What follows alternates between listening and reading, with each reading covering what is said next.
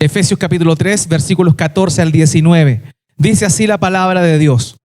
Por esta causa doblo mis rodillas ante el Padre de nuestro Señor Jesucristo, de quien toma nombre toda familia en los cielos y en la tierra, para que os dé conforme a las riquezas de su gloria el ser fortalecidos con poder en el hombre interior por su espíritu, para que habite Cristo por la fe en vuestros corazones, a fin de que, arraigados y cimentados en amor, seáis plenamente capaces de comprender con todos los santos cuál sea la anchura, la longitud, la profundidad y la altura, y de conocer el amor de Cristo, que excede todo conocimiento, para que seáis llenos de toda la plenitud de Dios. Amén. Le invito a que me acompañe a orar al Señor. Padre bendito, gracias quiero darte porque tú eres bueno en sobremanera, porque tú nos das la posibilidad de estar reunidos en tu nombre para aprender de tu palabra, para adentrarnos en ella y poder exponer nuestros corazones ante la verdad de tu palabra. Mi Dios, reconocemos nuestra incapacidad, reconocemos que somos simples almas hambrientas que requieren ser sostenidas por el alimento de tu palabra. Por eso, Padre, es que humildemente esta tarde te pedimos que seas tú obrando en nuestras vidas, que tu Espíritu Santo nos permita tener un oído atento, un corazón dispuesto, un alma receptiva a aceptar, a asumir y también a pedir a ti, mi Dios, que nos ayudes a poner por obra esta tu palabra. Mi Dios, queremos conocerte más, queremos conocer más de tu amor, porque somos objeto de tu amor. Pero sabemos, mi Dios, que para poder amar y cumplir con el mandato que tú nos has dado, requerimos conocerte más y más. Y es por eso que vamos a tu palabra con ese propósito, con el fin, con el propósito de conocerte a ti por intermedio de tu verdad. Mi Dios, ayúdanos. Mi Dios, ayúdanos. Requerimos de ti. Te pido que tu Espíritu Santo toque nuestro ser. Te pido que tu Espíritu Santo haga lo que yo no puedo hacer dentro de mi debilidad. Padre, que nos lleves a toda verdad y que glorifiques a Cristo por medio de la predicación de tu palabra. Mi Dios, ayúdanos, ayúdanos. Necesitamos de ti. Padre, como pastor, te pido que me ayudes, que dirijas mis labios. Yo creo en el poder y la obra de tu Espíritu Santo, convenciendo de pecado, de justicia y de juicio. Te ruego que tu palabra glorifique a Cristo y que nos lleve a toda verdad. Gracias, mi Dios, te damos. En el nombre de Jesús oramos. Amén y amén. Llevamos 6 semanas definiendo el amor, de acuerdo a lo que la Biblia dice, a lo que la Biblia señala. Quiero invitarle a hacer un pequeño resumen, un pequeño paseo por lo que ha sido estas 6 semanas o 5 semanas anteriores. En primer lugar, viajamos al pasado y fuimos al tiempo del profeta Oseas. Oseas es llamado por Dios para hablarle al reino del norte, a las 10 tribus del norte que estaban perdidas en la idolatría, que estaban rendidas y entregadas completamente a sus propias pasiones y al servicio idólatra de otros dioses. Pero Dios comisiona a Oseas con el propósito, con el fin de que pueda proclamar su palabra, poder anunciar su mensaje, llamar al pueblo de Israel al arrepentimiento. Pero Dios va mucho más allá con Oseas. Y no solo le pide que dé un mensaje, sino también lo hace vivir en carne propia lo que el propio Dios siente. Hermanos, muchas veces se ha confundido el atributo de Dios de la apacibilidad. ¿Ya? Muchas veces se cree que Dios no tiene sentimientos, que Dios es impasible, que no tiene pasiones. Y muchas veces se percibe a un Dios arisco, pero lo cierto es que Dios tiene sentimientos, Dios tiene emociones. Por eso es que el propio Señor Jesucristo llora a la hora de ver a Lázaro muerto. Uno podría preguntarse, ¿cómo es que el Señor Jesucristo llora al ver esa situación? Él más que nadie sabía que lo iba a levantar de entre los muertos. ¿Por qué llora? ¿Acaso simplemente es por la debilidad de la carne que lo hace? Y la verdad es que no. Dios tiene sentimientos. De hecho, la palabra griega que se traduce al español como misericordia significa literalmente un estremecimiento de las entrañas. O sea, cuando Dios tiene misericordia, a Él se le estremecen las entrañas. Él siente. Ahora bien, Dios no es movido ni cambia por sus emociones. Y esa es la diferencia. Nosotros sí. Nosotros tristemente nos movemos por emociones. Vamos cambiando de acuerdo a cómo nos sentimos. Dios no. En ese sentido es que Dios tiene emociones, pero no se deja empapar ni gobernar por ellas, sino que su voluntad está y prima por sobre todo. De manera que las emociones de Dios están sujetas a su voluntad.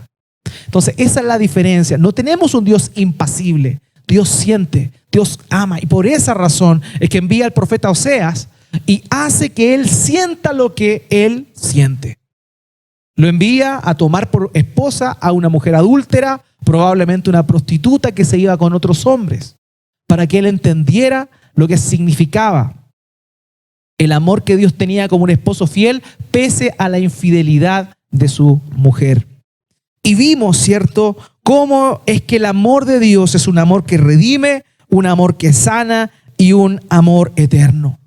Luego de eso nos dirigimos al Nuevo Testamento, a las epístolas de Juan, el apóstol del amor, así le llaman muchos, debido a que una de las cosas que más anuncia dentro de sus epístolas es precisamente el amor. Fíjese que la palabra amor no es la que más aparece en las epístolas de Juan, es la palabra permanecer.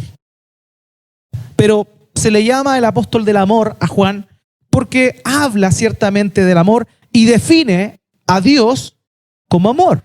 Dios es amor, dice él. La Escritura, ya lo vimos anteriormente, nos habla de un Dios amoroso.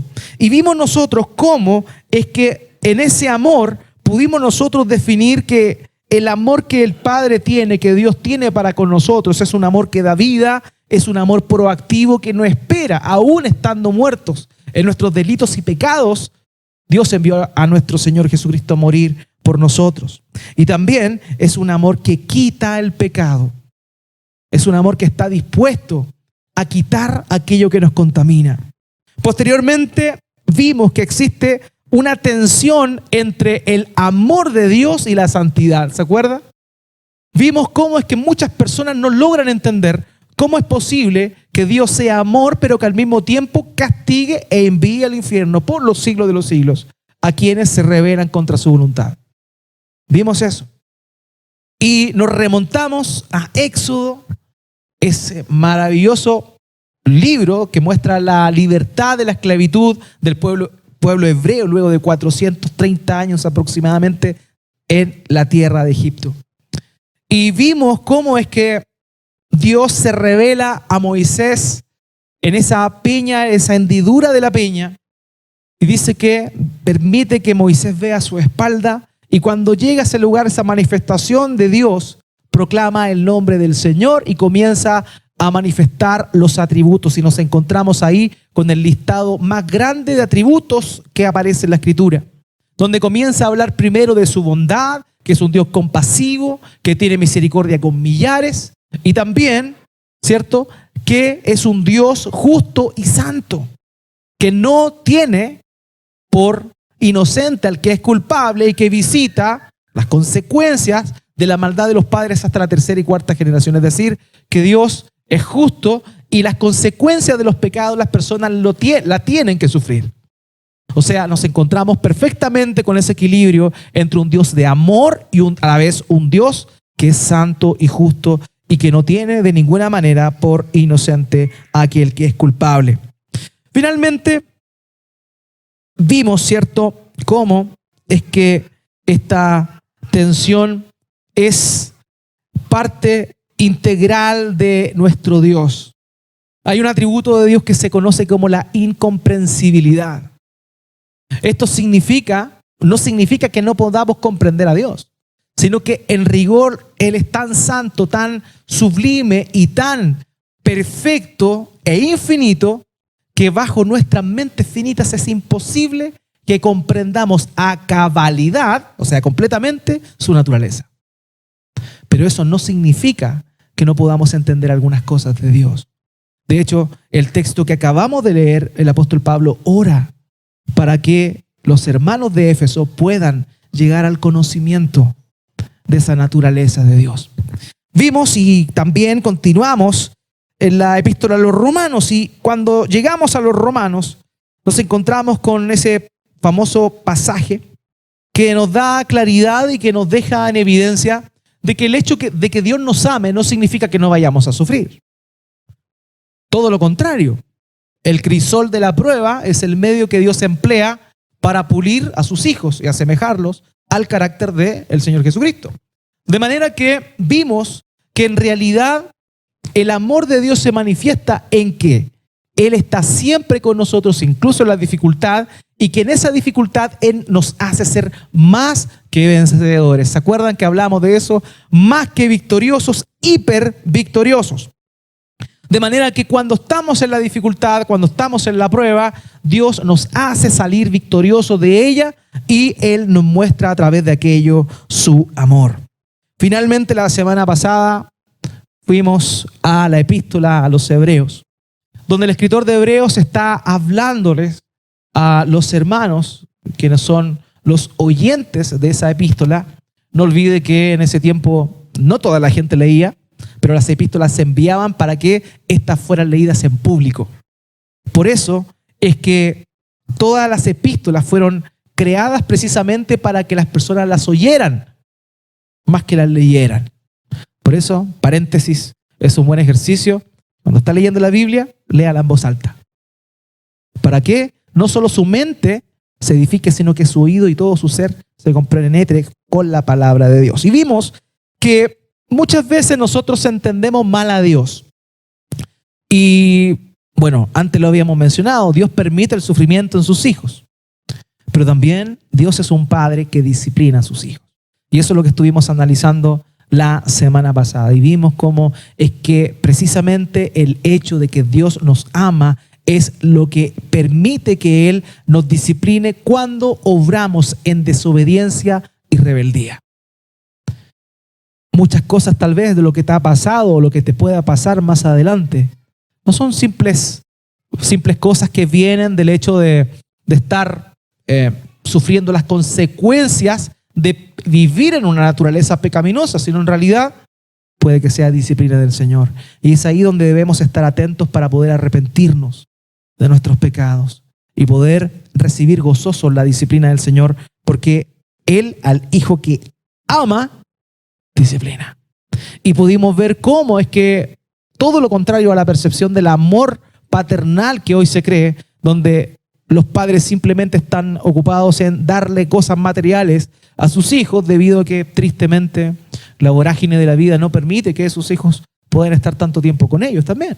Entonces, los padres se sienten de pronto en deuda con sus hijos al no poder suplir ciertas cosas, y lo que hacen es darles cosas en vez de darse a ellos, darse a sí mismo. Y eso hace también que al ver que sus hijos están actuando en rebeldía, como no están con ellos, no quieren estar con ellos y corregirles y disciplinarles, sino que no le dicen nada. Y es ahí donde el amor de Dios nos muestra algo totalmente distinto. Dios nos ama y por eso nos disciplina cuando estamos en rebeldía. Esta noche, amados, vamos a revisar las palabras del apóstol Pablo, manifestadas en lo que acabamos de leer, donde él revela y abre su corazón. Él está mostrándoles a los efesios lo que hay dentro de él en cuanto al amor que les tiene a ellos. Él les abre el corazón y les cuenta las razones por las cuales él ora por ellos, los motivos por los cuales ora, los puntos por los cuales él ora. El título del sermón de esta tarde es Las dimensiones del amor. Y hoy vamos a ver, queridos, dos cosas que todo cristiano debe alcanzar en su vida espiritual. dos cosas que todo cristiano debe alcanzar en su vida espiritual. En primer lugar, ser arraigado y cimentado en el amor de Dios. Eso es lo primero que vamos a estar viendo. Y lo segundo es comprender la dimensión del amor de Dios. Hermanos, estas dos cosas debemos en nuestra vida de fe vivirlas. Quizá hoy por hoy no la estás viviendo, pero tú tienes que vivirlas. Es necesario que podamos de esta manera entender cuál es el anhelo, el deseo del corazón del apóstol Pablo para con sus hermanos. Las epístolas, normalmente todas las epístolas del Nuevo Testamento están divididas de una forma general, digámoslo así, en dos partes.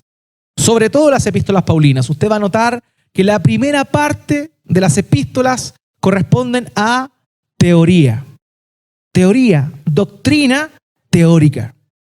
Pero que luego de dar toda la doctrina teórica que atiende precisamente a las necesidades que la iglesia tiene, Pablo comienza a hablar ahora de doctrina práctica. Entonces, por eso es que, por ejemplo, en Efesios nos encontramos en el capítulo 2 con que estábamos muertos en nuestros delitos y pecados y que por gracia somos salvos. Pero en el capítulo 5 nos encontramos con maridos amen a sus esposas. ¿Se da cuenta? Entonces, la primera parte siempre es doctrina teórica y la segunda parte es doctrina práctica. De manera que lo que acabamos de leer en el Efesios capítulo 3, desde el versículo 14 al 19, es la finalización de la sección doctrinal. Él va a empezar ahora a decirle a los efesios cómo deben vivir en Cristo, cómo deben vivir su vida en santidad. Pero antes de eso, señala estas palabras que acabamos de leer. Por favor, acompáñeme a los versículos 14 y 15. Dice, yo ahora voy a leer la Nueva Biblia de las Américas, por si acaso, por si nota alguna diferencia.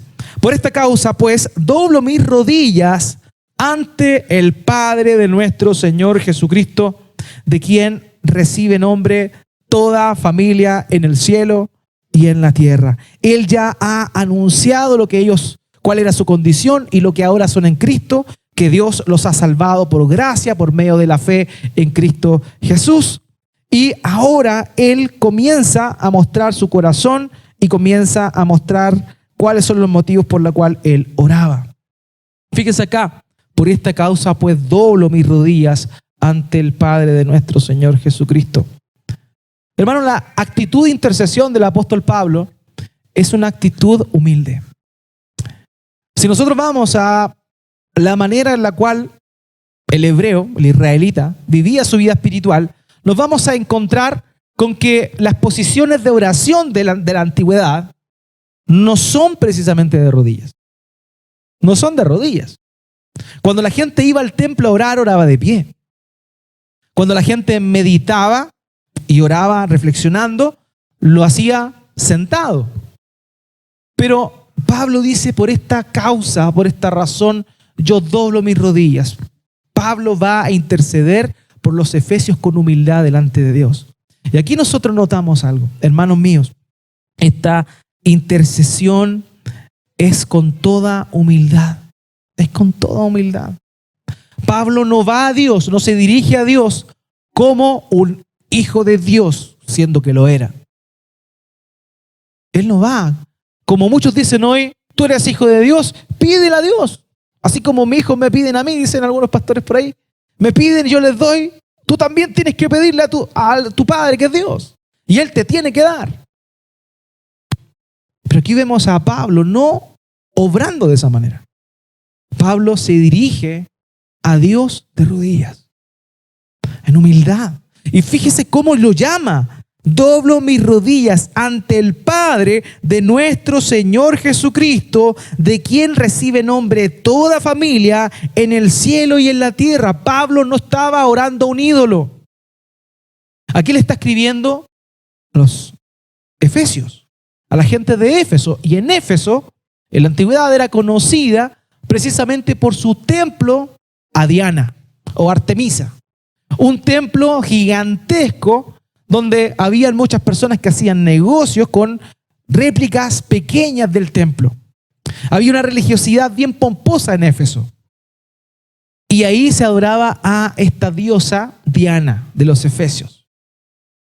Pero Pablo está diciendo aquí, yo no me estoy dirigiendo a una deidad como la que ustedes tienen en su tierra natal. Yo doblo mis rodillas con una actitud de humildad ante Él, de quien recibe nombre toda familia en el cielo y en la tierra. Pablo se está dirigiendo en oración al Dios creador, no a un ídolo, al Dios creador. Y por eso se humilla, por eso dobla sus rodillas y lo hace de esa forma. La oración de rodillas es una oración emotiva, profunda y que demuestra un gran anhelo, un gran anhelo. Y él ora a este Dios todopoderoso, a este Dios soberano que es trascendente, que está por sobre todo. De manera que podemos ver aquí cómo es la actitud de Pablo frente justamente a Dios. No una actitud de un hijo que reclama, sino de un hijo que se humilla, de un hijo que reconoce quién es Dios y quién es Él. Y luego, en esa humildad, Él comienza a interceder por sus hermanos. Y aquí vamos a ver nuestro primer punto, de lo que Él comienza a orar para que sus hermanos puedan hacer, que es ser arraigados y cimentados en su amor. Acompáñenme por favor al versículo 16 ahora. Empieza a explicar. Les ruego que Él les conceda a ustedes, conforme a las riquezas de su gloria, el ser fortalecidos con poder por su espíritu en el hombre interior. Eso revela cuál es su petición. Fíjese que Él no ora para que ellos prosperen económicamente. Él no ora para que ellos no sufran persecución o no sufran aflicción. Él ora para que ellos sean fortalecidos por el Espíritu de Dios. O sea, cuando tú amas a alguien, evidentemente tú le deseas lo mejor. Y si tienes la oportunidad de orar por esa persona para que Dios haga aquello que tú consideras que es lo mejor, lo dices. Bueno, Pablo considera que lo mejor que le puede pasar a los hermanos de Éfeso es que ellos sean fortalecidos por el Espíritu de Dios. ¿Cómo es tu oración para con tu hermano o con tu hermana? ¿Cómo es nuestra oración? ¿Por qué oramos? Sin duda está bien pedir por las necesidades que puedan estar pasando, una enfermedad. Hermanos, durante estas semanas han estado enfermos y hemos estado orando al Señor por la salud de ellos. Maravilloso, súper bien. Sigámoslo haciendo. Pero oramos por nuestros hermanos como Pablo oraba por los efesios. Oramos pidiéndole a Dios que les fortalezca por medio de su Espíritu Santo en su hombre interior. Cuando Pablo habla del hombre interior, él se está refiriendo a el ser espiritual. De hecho, esta misma expresión el propio Pablo la dice en Romanos capítulo 7, versículo 22, donde habla de su esencia más íntima, no su parte carnal, sino en realidad su parte espiritual, su alma. Y aquí vemos cómo es que Pablo está rogándole a Dios que Él lo fortalezca por medio de su Espíritu Santo. Hermanos, una cosa importante acá que debemos notar es que no se trata de la fuerza que nosotros podamos tener. Muchas veces vivimos nuestra vida diaria en nuestras fuerzas. Y es ahí donde nos agotamos, es ahí donde nos cansamos, es ahí donde nos frustramos. ¿Por qué? Porque estamos peleando nosotros. Si uno ve en el Antiguo Testamento el tiempo de la peregrinación del pueblo hebreo antes de asentarse en la tierra prometida, era una época, particularmente en el tiempo de los jueces, era una época donde Dios se glorificaba en demasía. ¿Por qué? Porque Él era el que peleaba las batallas, no el pueblo. Él peleaba las batallas, Él. Él decía, saquen a 300 nomás. 300. Porque yo voy a ganar. Yo soy el que pelea por ustedes. Y ellos iban y vencían. ¿Cómo? Dios estaba ahí. Dios los fortalecía. Dios hacía que ellos triunfaran. Y una de las cosas que nos cuesta entender, sobre todo en este tiempo, hermanos, es que dependemos de Dios y somos hijos de Él. No es por nuestra fuerza, es por la fuerza de Él. Pablo pide para que Dios fortalezca a los hermanos. Hermanos, oremos los unos por los otros para que Dios nos fortalezca, no para que no se le acabe su fuerza, sino para que pueda vencer y triunfar toda la situación en la fuerza de Dios. Pablo en Efesios capítulo 6, versículo 10, dice: por lo demás, fortalezcanse en el Señor y en el poder de su fuerza. Debemos fortalecernos en el Señor y en el poder de su fuerza. No en la nuestra, porque la nuestra se acaba, la nuestra se agota. Y la que nos mantiene firmes es la que proviene de Dios. Hermanos, de verdad, esto es una cuestión tan básica en la vida de fe, pero pucha que nos cuesta vivirla. Siempre nuestras fuerzas. Somos autosuficientes. Creemos que todos tenemos las respuestas a todo y que todo está bajo nuestro control. Pero cuando entramos en esa línea, es justamente Dios quien mueve todo y nos disciplina y nos hace pasar por situaciones realmente complejas para que finalmente concluyamos que es Él quien nos fortalece. Porque es Él quien nos fortalece. Pablo ora para que los cristianos de Éfeso sean fortalecidos internamente por el Espíritu Santo. No es tu fuerza, no es tu paciencia, es lo que el Espíritu Santo hace en ti, hace en mí. Y muchas veces nos jactamos. Pero si no fuera por Dios que está obrando en nuestras vidas realmente, no podríamos hacer lo que estamos haciendo. O soportar lo que estamos soportando. Porque es Dios quien nos está fortaleciendo. Es normal que nos sorprendamos, ¿cierto?, por las velocidades que logran alcanzar los pilotos de MotoGP. No sé si conocen el MotoGP. Bueno, se estima que en el año 2021 un conductor llamado Johan Zarco de Ducati batió el récord de los 362,4 kilómetros por hora en una moto. 362,4 kilómetros por hora. Sin embargo, nosotros alabamos a ese hombre por la marca que llegó. Pero corriendo, él nunca podría haber alcanzado esa marca.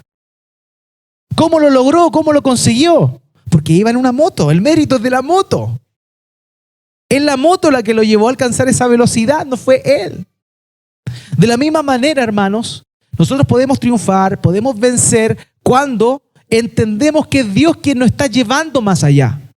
Dios, el poder de su Espíritu Santo fortaleciéndonos, es la moto en la cual nosotros estamos montados. Él es quien nos permite ir más allá. Es Él quien lo hace. Y como dice el Salmo, es en Dios que hacemos proezas.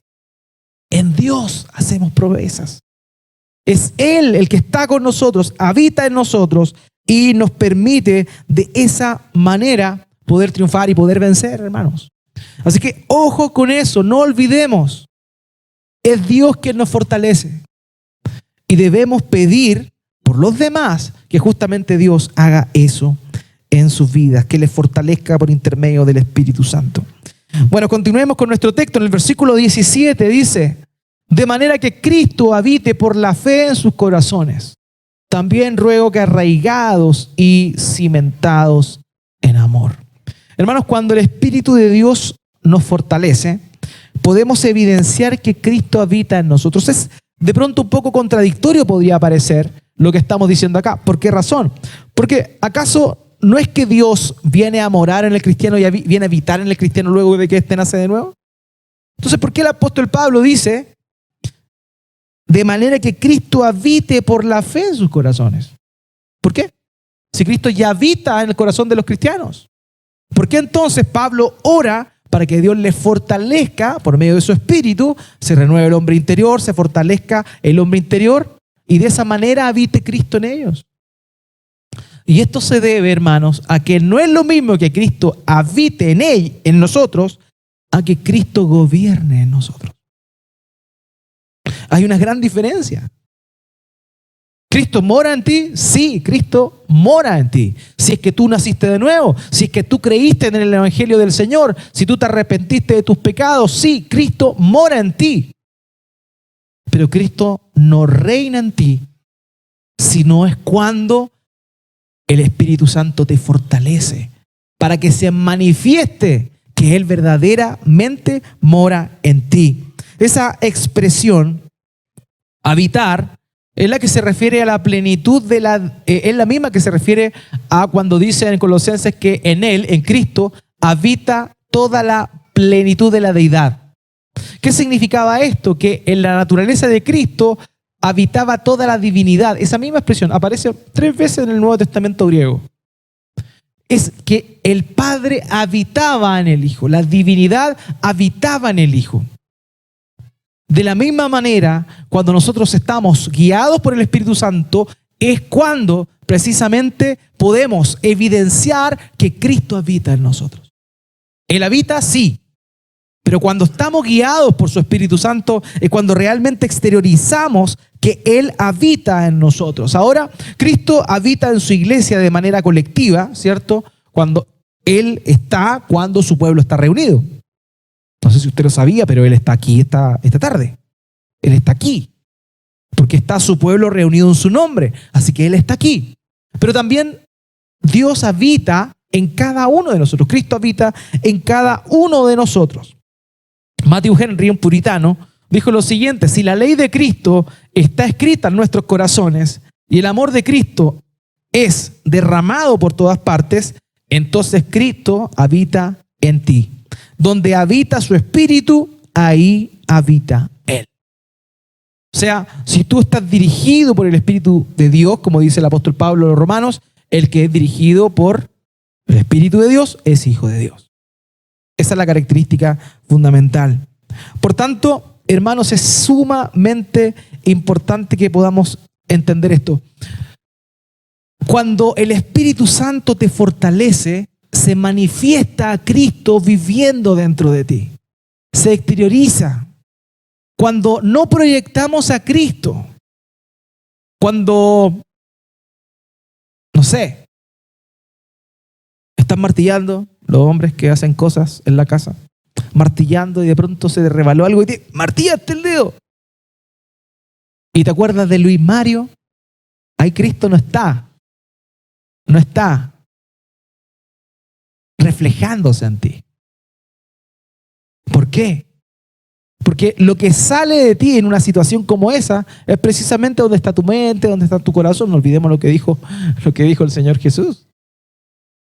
De la abundancia de nuestra boca sale lo que está en nuestro corazón. Pero si tú estás en esa misma situación y tú estás fortalecido en el Señor, estás en sintonía con Él, te vas a golpear el mismo dedo, quizás está más fuerte, pero no va a salir eso de ti. Porque tú estás lleno de Cristo. Tú estás lleno de Cristo. Entonces, el martillómetro es un buen indicador para poder ver cómo está nuestra relación con Dios. Cómo está esa afinidad, esa vinculación que tenemos con Él. Y eso es muy importante. Esa es la primera oración. Pablo ora para que los hermanos sean fortalecidos. Hermanos, debemos nosotros pedirle al Señor también que Dios nos fortalezca en su Espíritu Santo. Y ahora viene la segunda oración que el apóstol Pablo hace. Y esta petición es que ellos estén arraigados y cimentados en amor. Fíjense que es bien interesante estas dos palabras, porque son ideas que son similares, pero se aplican en contextos totalmente distintos. Cuando hablamos de arraigado, esa expresión tiene la idea de una planta que está fijada a tierra y que está creciendo. Eso es estar arraigado. Cuando un árbol, ¿cierto?, tiene una raíz muy profunda, ese árbol está arraigado. Pero fíjese que la otra expresión, cimentado, no tiene nada que ver. Tiene que ver con una idea de construcción, de fijar un fundamento firme, sólido. Y lo que Pablo ora es que nosotros podamos estar arraigados en el amor de Dios, florecer en el amor de Dios y que nosotros podamos estar ahí firmes, fijados en el cimiento que es el amor de Dios. Y esos dos elementos son sumamente relevantes. Ambas cosas están en el amor. En Cristo es que nosotros podemos estar así. Hermanos, debemos estar arraigados en el amor de Cristo. Debemos estar cimentados en el amor de Cristo. ¿Por qué? Porque solo así podemos evidenciar que verdaderamente Cristo habita en nosotros. Así que debemos orar por ello. Debemos saber también que si estamos ahí es porque Él nos sostiene, porque Él nos tiene puestos en ese lugar. Hermanos, fíjese que aquí estas dos palabras, arraigados y cimentados, la forma verbal es pasiva. No los quiero latear con gramática, pero ¿qué significa esto?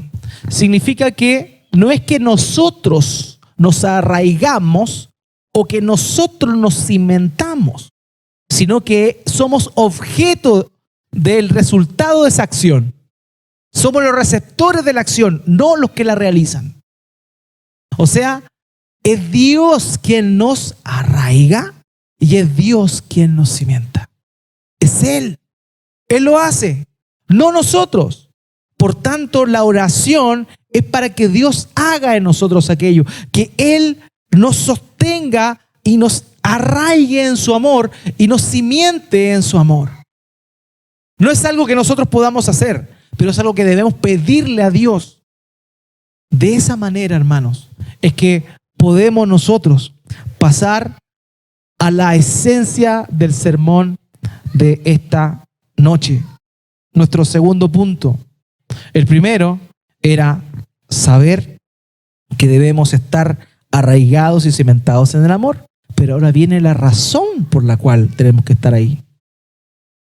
Y esa es comprender la dimensión del amor de Cristo.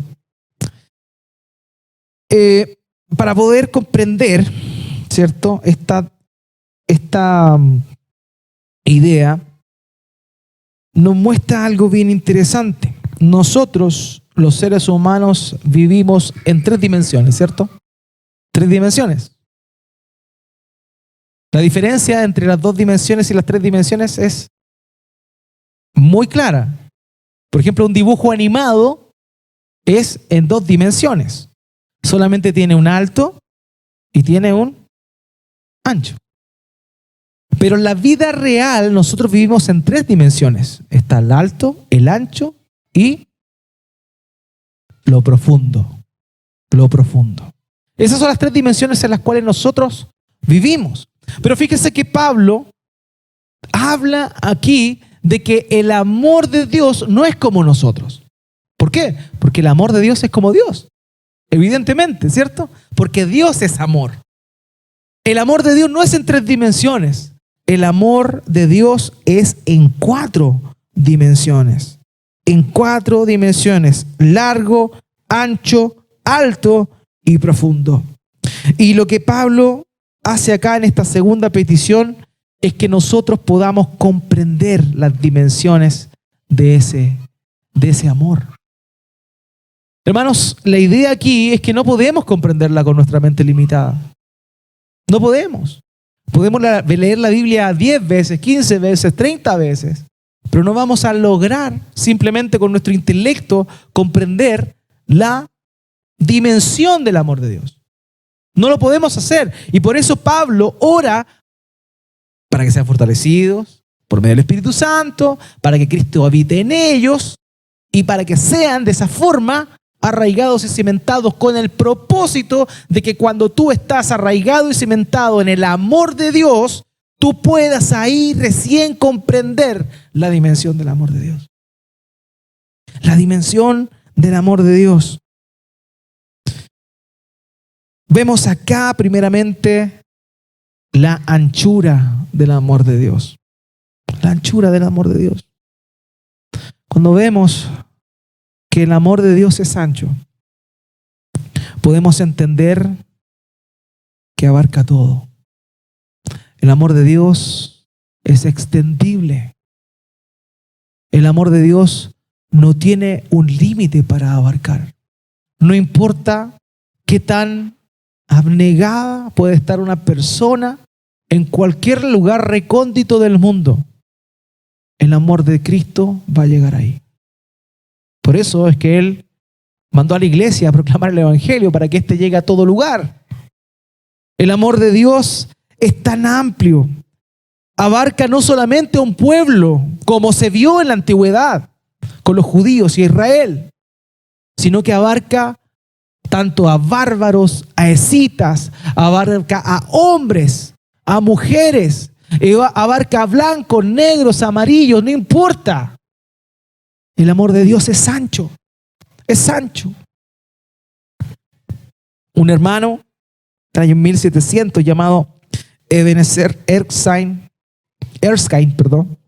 dijo: tan amplio es este amor que en la palabra gracia y la dispensación externa del Evangelio, Él extiende sus brazos para abrazar a un mundo perdido.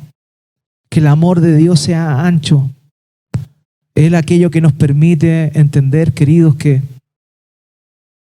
Dios alcanza a aquel que incluso tú pensaste que no iba a ser alcanzado por el amor de Él. Personas que son malvadas, imagínense, la gente de la iglesia apostólica, cuando supieron que aquel que los perseguía, aquel que los entregaba a los concilios, aquel famoso hombre de Tarso llamado Saulo, había conocido a Cristo.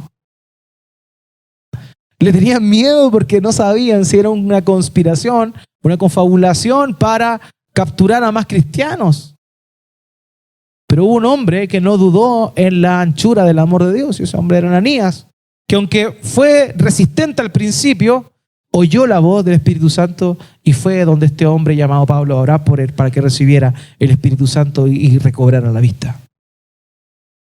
A veces hay personas que tú nunca no piensas o crees que nunca van a llegar al conocimiento de la verdad.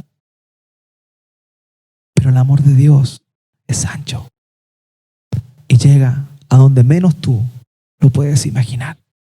Por tanto, nunca, hermano, hermana, pierdas la esperanza de que un ser querido o alguien que tú ves que rechaza a Dios, nunca pierdas la esperanza, porque Dios es grande en misericordia y su amor es ancho y sobrenatural. Evidentemente hoy manifiesta esta condición, pero puede que más adelante no. Por tanto, nunca demos por perdido a una persona. Nunca demos perdido a una persona hasta que ésta muere. De ahí ya no hay vuelta. Pero antes, no importando lo difícil, no importando lo arisco que esta persona puede llegar a ser, nunca olvides que el amor de Dios es ancho, que el amor de Dios es así. En Isaías capítulo 65, versículo 1, me dejé buscar por los que no preguntaban por mí. Me dejé hallar por los que no me buscaban. Dije, aquí estoy, a una nación que no invocaba mi nombre.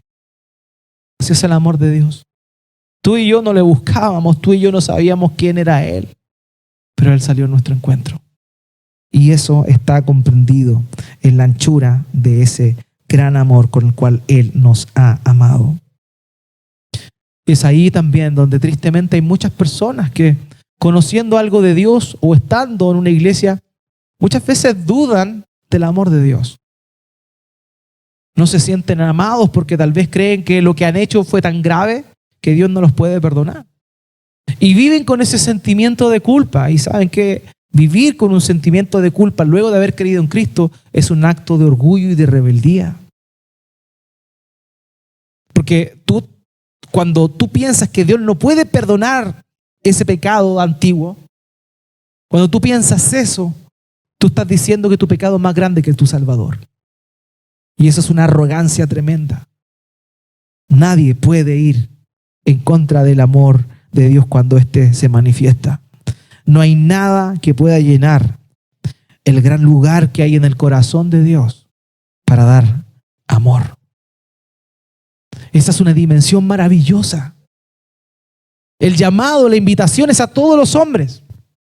Ya lo he mencionado, llamamiento general, una invitación general al Evangelio. Dios sabe que la gran mayoría del mundo no va a obedecer ese mandato.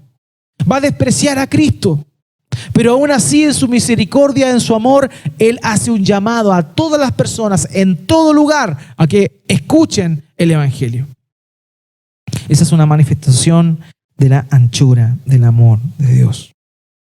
En segundo lugar, la otra dimensión es la longitud. La longitud. La idea del griego muestra un espacio temporal. La longitud. El amor de Dios es eterno. El amor de Dios es desde la eternidad hasta la eternidad. Tú y yo amamos y circunstancialmente nuestro amor, nuestra entrega puede decaer. Pero el amor de Dios no. Él decidió amarte antes de la fundación del mundo y seguirá amándote en la eternidad.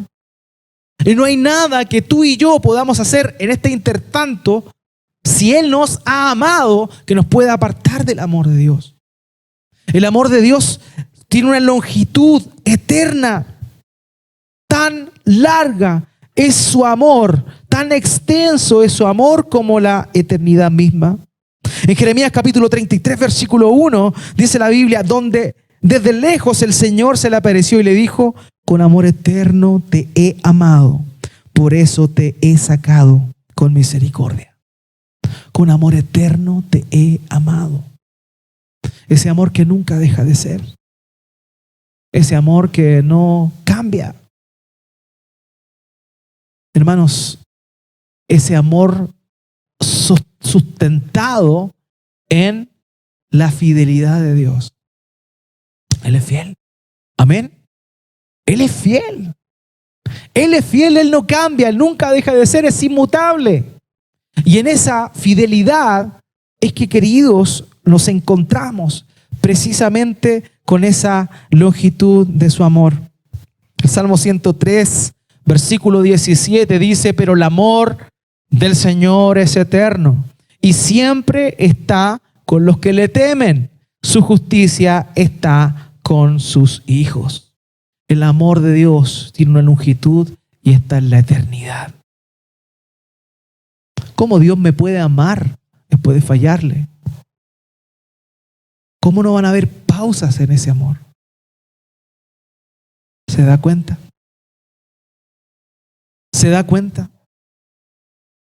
Cuando entendemos ese amor, es que comprendemos lo que le pasó a Pedro, quien luego de negar al Señor 3 veces, antes que el gallo cantara, tuvo la segunda oportunidad de ser cuestionado por el Señor Jesucristo. Así como Él tuvo y se vio puesto en la prueba de ser tentado y negar a Cristo 3 veces.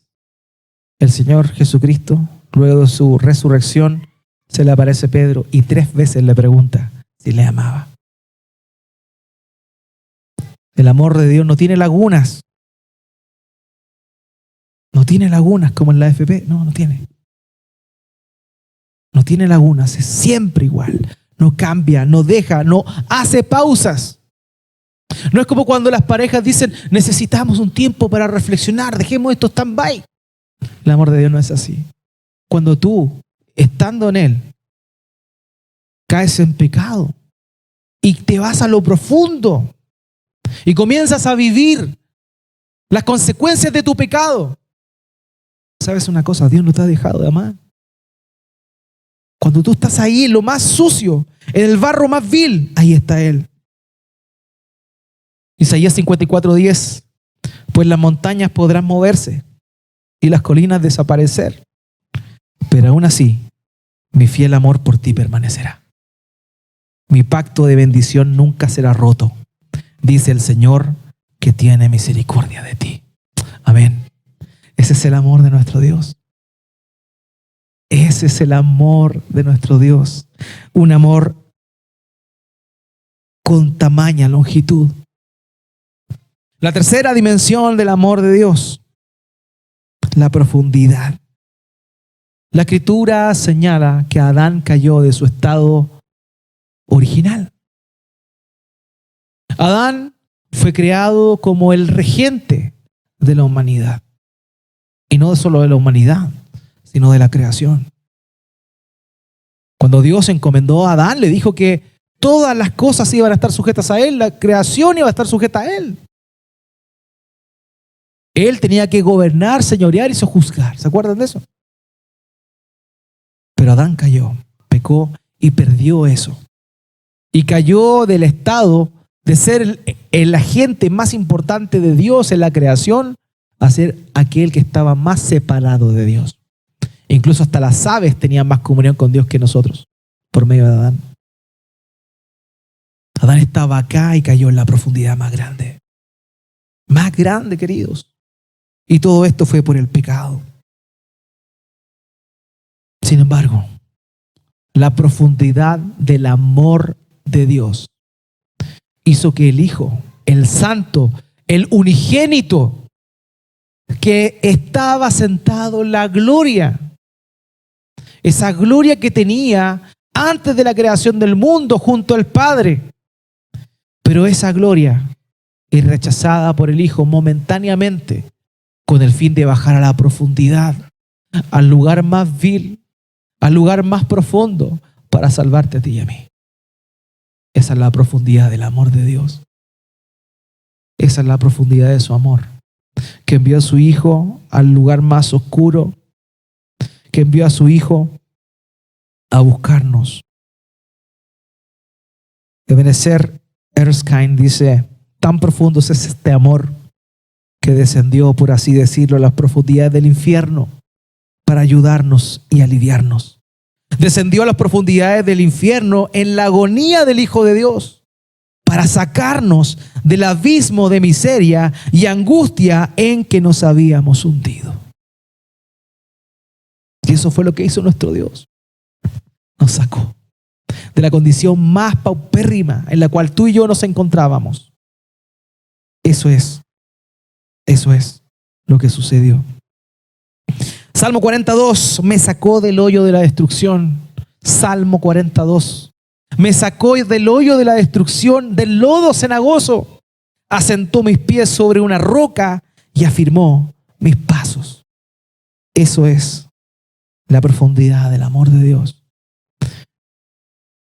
El santo se humilla y baja a la profundidad para venirnos a buscar. Él nos viene a rescatar. Imagínese a Oseas entre medio de la multitud que se encontraba en el mercado donde vendían esclavos. Ahí él fue a buscar a su esposa. Ahí él fue a comprarla. Entre toda la multitud, yo me imagino a Oseas como en una subasta contemporánea, donde uno dice, yo te doy 10, el otro yo te doy 20. Y luchando contra los demás oferentes para poder adjudicarse a la que era su esposa. Por amor. Quedando expuesto ante los demás. Oye, ¿esa que no es la esposa de este? Así es de profundo el amor de nuestro Dios. Finalmente nos encontramos con la última dimensión del amor de Dios. Su altura. Alguien dijo, su amor es tan alto que nunca se puede alcanzar. No por el ángel más alto, o incluso los serafines en el cielo, comparándolo con el amor que el propio Padre tiene con el Hijo. ¿Saben qué? El amor de Dios es tan alto, es tan sublime, porque el amor con que Él nos ama es el mismo amor con cual el Padre ama a su Hijo. El Padre ama a su Hijo. El Padre Celestial amó a su Hijo Jesucristo. Lo proclamó 2 veces con una voz audible en el bautizo y también lo hizo en el monte de la transfiguración. Este es mi Hijo amado, este es mi Hijo amado. El Hijo es el amado del Padre. Y ese mismo amor con el cual el Padre ama a su Hijo es el amor con el cual Él te ama a ti y me ama a mí. Es un amor sublime, es un amor alto, es un amor que no podemos realmente nosotros comprender. Y es por eso que ese amor, pese a que nos encontrábamos en una condición tan paupérrima, tan terrible, ese amor lo que hace es hacernos herederos junto con Cristo. Herederos junto con Cristo. Pablo dice en los Romanos capítulo 8, versículo 17: y si somos hijos, somos también herederos, herederos de Dios y coherederos con Cristo, si en verdad padecemos con Él, a fin de que también seamos glorificados con Él. Ese amor que nos vino a sacar del lodo cenagoso nos llevó para que podamos compartir el mismo amor que el Padre tiene con su Hijo. Queridos, nos damos cuenta de la dimensión del amor de Dios. Cuando reflexionamos en estas cosas, podemos entender por qué nos ama. Porque no lo merecemos. Él nos ama de pura gracia, queridos. De pura gracia. No hay nada que nosotros podamos hacer, nada que podamos hacer que pueda siquiera generar la iniciativa en Dios para amarnos. No. Él nos ama. Y su amor para nosotros es un amor que realmente no podemos comprender. Es un amor que nos llena. Es un amor que excede todo conocimiento, como dice el versículo 19. Excede todo conocimiento. Hermanos, reflexionemos en ese amor. Ese amor que te salvó a ti, que me salvó a mí. ¿Para qué? Y aquí está el propósito final. Termina en el versículo 19 el apóstol Pablo diciendo: para que seáis llenos de toda la plenitud de Dios. Para que alcancemos la madurez. Tú nunca vas a madurar, nunca vas a alcanzar la madurez en la fe si no puedes alcanzar siquiera un atisbo del amor de Dios, de ese amor que Él te tiene. Tú puedes vivir una vida plena cuando tú entiendes el amor que Dios tiene contigo. Solo ahí. Y no hay otra forma. Solo ahí.